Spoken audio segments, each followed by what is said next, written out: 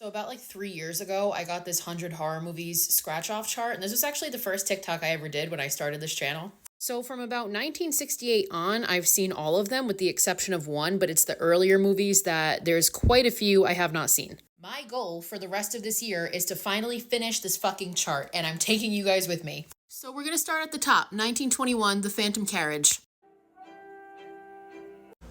Wow.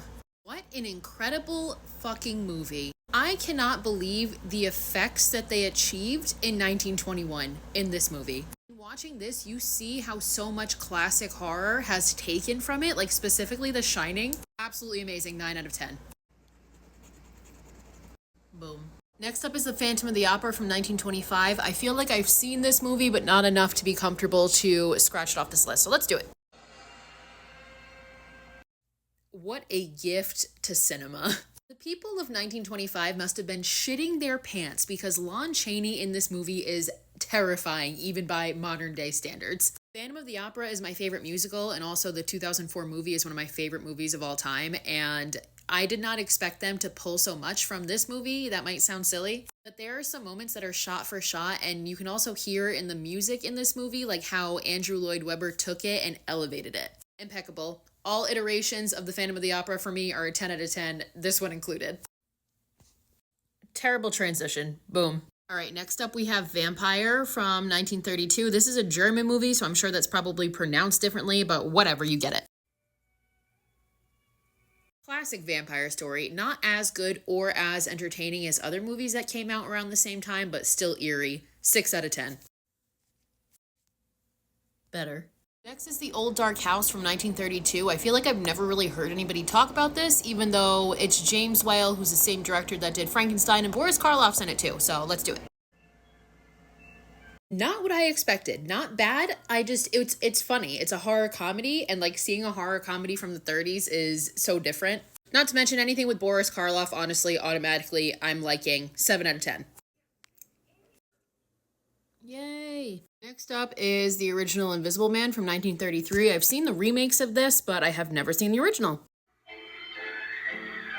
Iconic, really. And once again, highly impressed with the effects that they were able to achieve in 1933 with him being invisible and things moving on their own, and just like, it was really cool. 7.5 out of 10.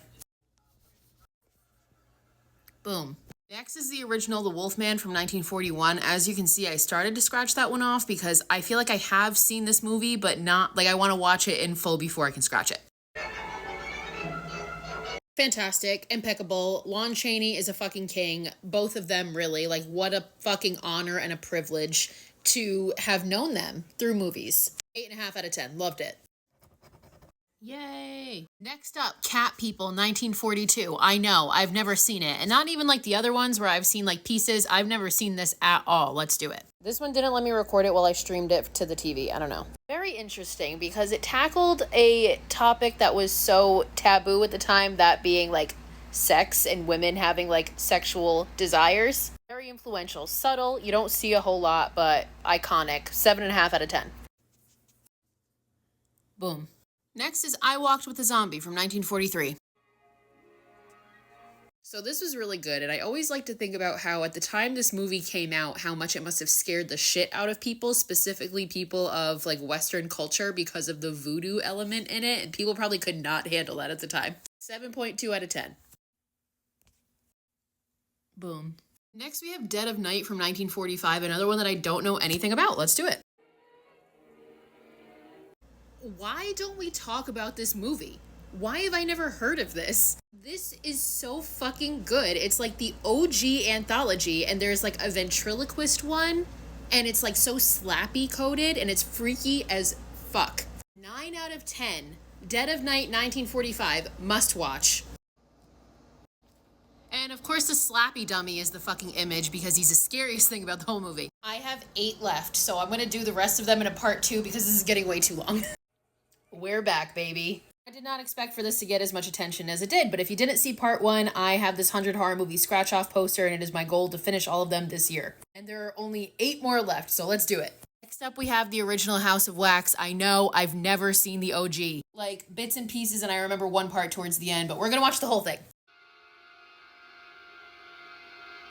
I can't believe I made it my whole life avoiding that plot twist. Like, I was actually shocked by that. Completely caught me off guard. That movie came out in 1953. I never once heard about the plot twist.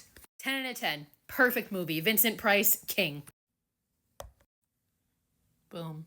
Next is Les Diaboliques. I've heard of this movie. I honestly don't know anything about it.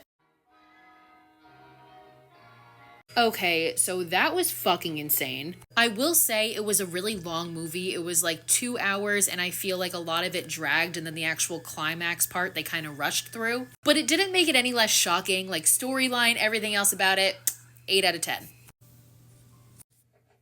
There it is. Okay, next is Night of the Hunter from 1955, another one that I know nothing about.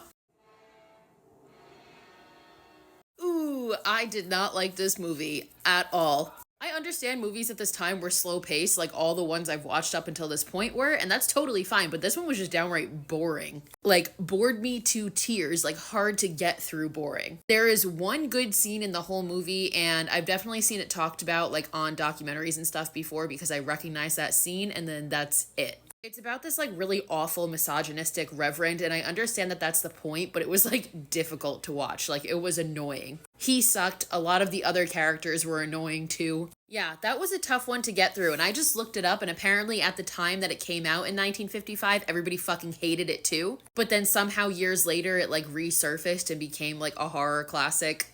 Not really sure why. That one gets a 4 out of 10 for me. Not a fan, not for me. Maybe it's for other people. Another one down. Next is The Innocents from 61. This is another one I feel like I have seen bits and pieces of on TV, but never all the way through. I completely forgot that this movie and The Haunting of Bly Manor are based on the same source material, The Turn of the Screw. I'm like, wow, this all seems so familiar. Duh. Really eerie, really creepy, incredible set design and costume design. This movie is in black and white, which I usually always think is effective, but I do wish this one was in color, just so I could literally see the set and her outfits. But no, the black and white works, and again, moments that are actually still to this day chilling, like hold up and are super creepy, and some creepy ass kids. 7 out of 10. Woohoo. Next is Whatever Happened to Baby Jane. The only thing I know about this movie is I'm pretty sure it's the movie that's playing in the theater in House of Wax 2005. I need both hands for this because the fact that Bette Davis did not win a fucking Oscar for this movie proves that the Academy has never respected horror, ever. She made me hate her, she made me scared of her, and then she made me feel fucking bad for her. And like, don't get me wrong, Joan Crawford also did incredible, but Bette Davis was the fucking star. She should have, it's a travesty that she did not win something for that movie. The only reason I am not giving this movie a 10 out of 10, I'm giving it a 9 out of 10, is because it's very long. It's 2 hours and 15 minutes long. And again, I understand entirely that movies during this time were slower paced. However, I do feel like it was a bit too drawn out. But impeccable. 9 out of 10. Bette Davis deserved to win. R.I.P. Queen. This scene is so iconic. To tackle something as taboo as like a woman's declining mental health in the 60s too was so ballsy. I'm still talking about this movie. I'm going to talk about it forever. We have 3 more left. Next is Blood and Black Lace from 1964. This is Mario Bava, which means it's Italian. A classic Italian giallo. It's an Italian movie, but it actually is in English, so there's no subtitles or anything. The thing I like the most about this movie is it literally had me guessing from beginning to end. Like, it made everyone a suspect. Like, at one point, I literally suspected every character until they either were offed or something else happened. Which I love that. I love mysterious movies that keep you guessing from the beginning to end. To be honest, though, I feel like when you find out who the killer is and the reasoning, it's a little anticlimactic. But overall, I still enjoyed it. 7.5 out of 10. Just get the key to 14. Yay. 2 left. And next we have Repulsion from 1965. I'm not usually a fan of Roman Polanski movies, so we'll see about this one. So I didn't entirely hate it, which honestly I was expecting to. But I mean, the whole plot of the movie, a hysterical woman. Ah, terrifying. You know what I mean? Like, that's literally the whole thing. This woman is having this mental breakdown. She's starting to hallucinate. She's losing touch with reality. And to be honest, that's all it was. And it was losing me until she finally fights back. And I was like, yes, there is the female rage that I was fucking looking for from her. And I honestly didn't think we were going to get it. So there were a couple moments where I'm like, thank God, at least she's not completely a fucking damsel in distress, because it was getting tired. I liked it. I didn't love it. Overall, I give it a 6.5 out of 10. Also, just a disclaimer, anytime I say anything negative about classic horror, I always get hate and get attacked, and people are like, if you don't like this movie, you shouldn't be reviewing movies. I am here to tell you, if you are a horror fan, you do not need to like every classic movie. You do not need to like all of the movies that I'm talking about. I don't like them all. You can like whatever the fuck you want to like, okay? Boom. Guys, we did it. We have one left, and it's The Vanishing from 1988. Talk about a bleak ending. I actually watched that last night, and I'm filming this morning because I straight up just had to like go to bed afterwards. Like, what the fuck? Very much like a crime thriller, and you can see how much influence it has had on crime thrillers that came after it, especially the ones with the really bleak fucking endings. Wow. Yeah, I don't even want to say too much about this movie because I went into it blind, and I feel like it's the best thing I could have done. But I give it an 8 out of 10. I understand why it's on this scratch off chart. There it is. Guys, we did it. We fucking did it. I can't believe after all this time, it's finally done. It's completed. And it's actually so satisfying that they're all scratched off. I'm so fucking happy I did this. Honestly, this whole thing has kind of inspired me and makes me want to go back and watch a bunch more of these that I have either seen once or just haven't seen in a really long time. So if you want to see me go through more of these on here, let me know. Love you. Bye.